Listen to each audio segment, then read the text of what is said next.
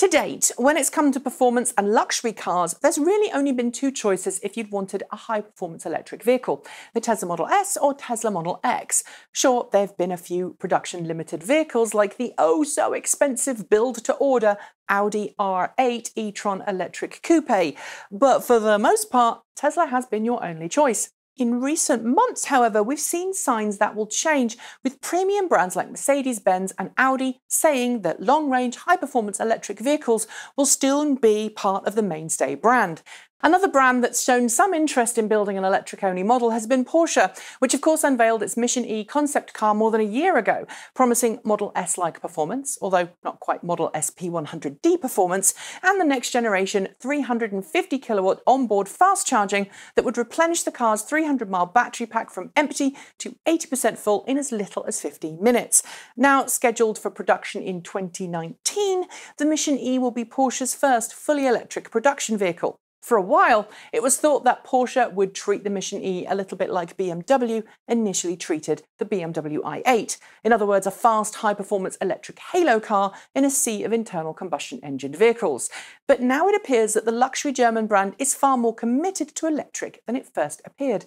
As Oliver Blume, CEO of Porsche, told German language Manager magazine last week, Porsche is now looking to expand its electric vehicle family over the next few years, so quickly in fact that come 2023, just 6 years from now, 1/2 of all new Porsche cars will be electric. Following on from the Porsche Mission E in 2019, the company will bring an all-electric SUV coupe to market a few years later, with a plan to make the next generation Porsche Macan, which is due to debut in 2022, an electric-only model. Combined, the company says it's expecting an initial production volume of around 60,000 electric vehicles a year when it begins producing the Mission E and Macan EV, a substantial increase on the 20,000 unit production figure quoted for the Mission E last year. That production figure will continue to rise over the next few years, Porsche says, with at least 1/2 of all of its vehicles being electric by 2023. Of course, it's easy at this point to scoff at Porsche's figures, especially if you're a Tesla fan.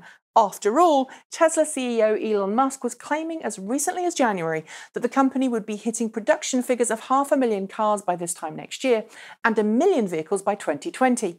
But while Tesla's annual production figures for the year already exceed the 60,000 unit goal that Porsche is aiming for in the next year or two, it's worth remembering that the company is in a very different position to Tesla when it comes to making cars, and its rapid expansion into the world of electric vehicles is being made possible due to that very different position. For a start, Tesla is still in the process of building its production facilities, something that isn't exactly cheap. And on top of that, it needs to expand its production facilities aggressively in the next few years in order to help meet those lofty goals, which Musk is, by the way, now gently walking back as we get ever closer to the end of the year. Porsche, meanwhile, already has its facilities and its workforce and is an established brand. Sure, it's an old suck, squeeze, bang, blow brand, and it's finding itself a little more tightly constrained on cash following the Dieselgate debacle and its connection to parent company Volkswagen, but Porsche has enjoyed a very healthy year financially. While Tesla is operating at a loss, which, yes, is due mostly to its rapid expansion rate, acquisition of SolarCity and continued Model 3 development, Porsche makes on average a profit of $17,250 per car sold, at least according to recent financials. In other words, while Tesla is borrowing a massive amount of cash and is burning through that cash at an alarming rate, Porsche is the most profitable car brand in the world. And with 230,000 cars made last year and an increase in production of around 10% year on year, Porsche's goal of having 1/2 of all of its production cars being electric by 2023 could represent just over 200,000 cars annually. And that's not a small figure. Yes, it's smaller than Tesla's 500,000 and million car goals, but Porsche shouldn't be discounted right now, especially given how popular the brand is with ever-increasing numbers of wealthy middle-class buyers in China. And of course, I do need to make some interesting observations here.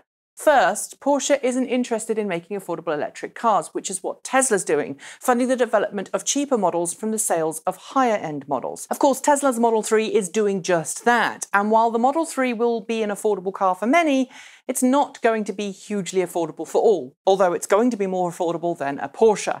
And traditionally, the more affordable a car is, the more examples will sell. So while Porsche may be tackling the Tesla Model S and Model X head-on with the Mission E and Macan EV in a few years' time, it won't be selling Model 3 competitors. That will be left to its parent company Volkswagen, which has similarly expanded plans for electric vehicles and now aims to bring 6 new plug-in models to market in the next 6 years or so.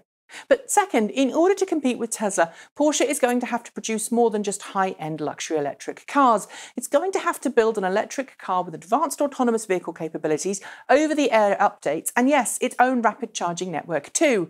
It's also going to have to work on its sales and service experience to try and mimic the Apple-esque signature sales experience pioneered by George Blankenship that's helped make Tesla so popular. Nevertheless, Porsche's goal of producing and making half of its cars as electric vehicles in just 6 years' time shows that the days of the internal combustion engine are numbered, that sales percentages of electric vehicles will just go up, and whatever global leaders' attitudes towards climate change and global warming might be, electric vehicles are here to stay. The question, though, is this: will Porsche really steal some of Tesla's market share? Will it convert its base of hardened petrol heads to electric cars? And what would an electric Porsche need before customers consider buying one? Leave your thoughts in the comments below. Don't forget to like, comment and subscribe. And of course, if you'd like to see more videos like this, why not contribute to our running costs via Patreon? I've left a link below and a clickable one at the end of the video. That's it. Thanks for joining me. I'll be back soon. And until then, keep evolving!